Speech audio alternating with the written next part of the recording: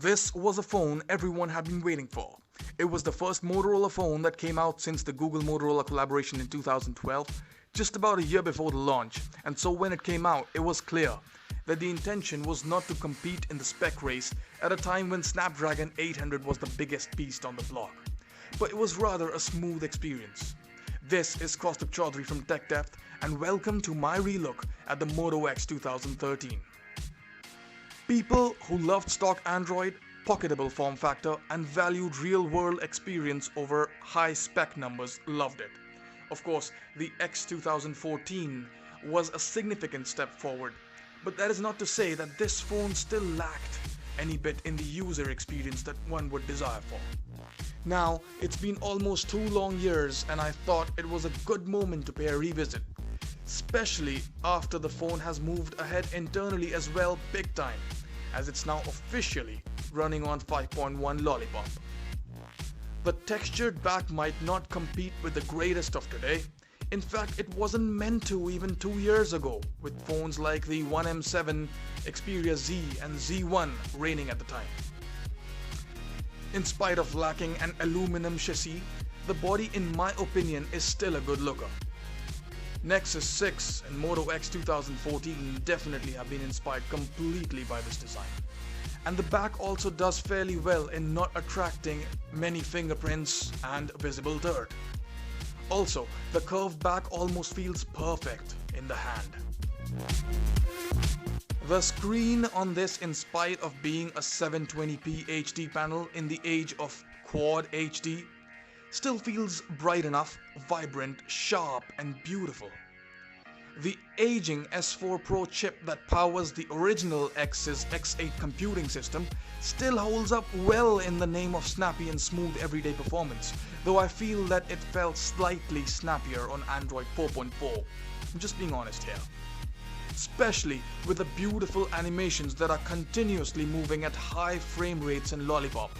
But hey, don't get me wrong here, it's still quite a snappy device and the Lollipop update does it justice by keeping the internals fresh and new.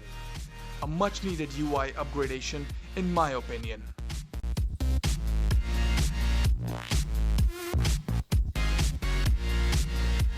In fact, the original X handles the new software so well that you won't feel like it's the first X to have come out. There are occasional hiccups and slowdowns, but that's not something to worry about really. The two main functionalities that the X brought for the first time 2 years ago, namely active display and touchless controls, can now be enjoyed in the name of Moto Display and Moto Voice, and are still by far second to none. Let's talk optics. Now I'm not gonna talk too much about the 10 megapixel shooter here and bore you all know the specs and must have seen multiple thorough reviews at the time.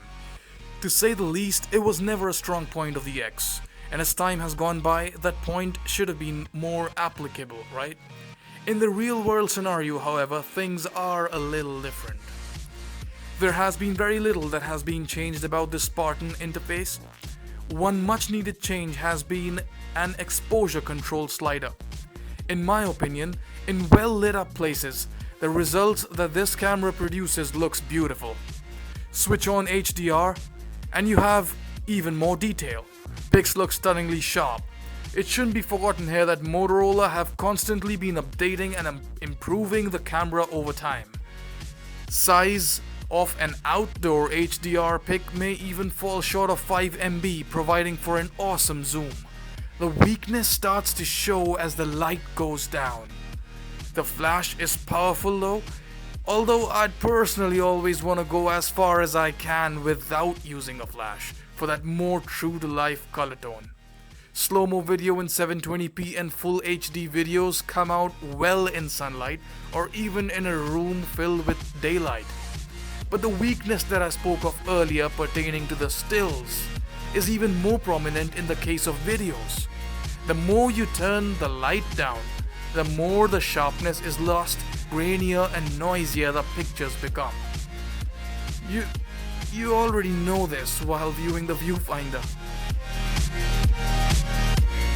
Performance is still good. The phone's still going strong in this regard. The Lollipop update did make it a hairline less snappy apart from giving the battery an unnecessary beating, which now needs 2 full charge cycles throughout a day of moderate use. I'm still not complaining considering how much I enjoy the Lollipop experience.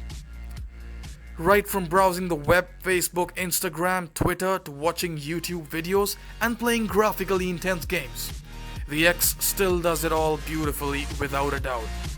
Multitasking is pretty good too. Doesn't seem like an S4 Pro to be honest. Feels somewhat like a Snapdragon 800 by all means. Optimization, folks. That's the name of the game here, and that's the theory Motorola had applied into the X. And that's what I'm gonna sum it up with. In 2015, I can't see why one would wanna buy one. But just in case you are on a really tight budget, are into stock Android, and want an all-round neat stock experience in a pocketable form factor, well, the original X can definitely still be looked at.